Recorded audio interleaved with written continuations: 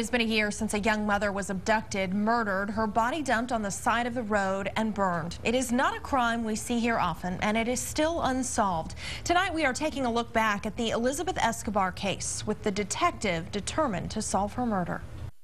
I have not lost hope that, Elizabeth's killer will be found. Travis County Sheriff's Detective Alan Howard thinks of Elizabeth Escobar all the time. It's frustrating because she died for no reason. I mean, it's just absolutely out of the blue. Somebody picks her up, kills her, leaves her on the side of the road for dead. On July 6, 2011, firefighters responded to a call about a brush fire on the side of a county road in Manor.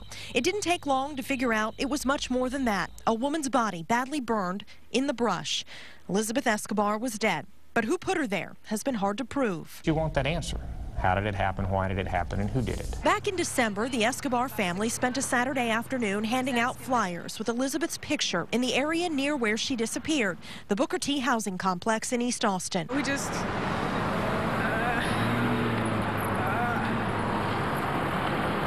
want to know what happened to her. I think somebody saw her and knew more about Elizabeth and what she was doing than people are telling us. At first, investigators thought Elizabeth was last seen getting into a blue car with out-of-state plates.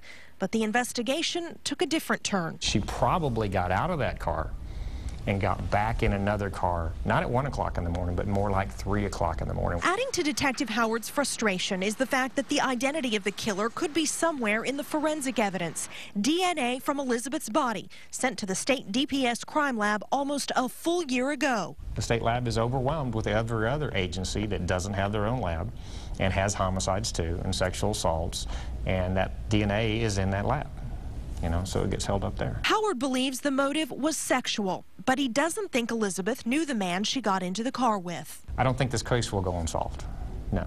I think I'll identify whoever did it, and he'll eventually do the right thing. He may get arrested for something else and say, I'm done. You got me on this one, I'll tell you on the other one.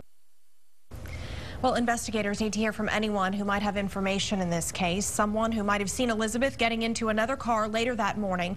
If you have any information, call the Travis County Sheriff's Office.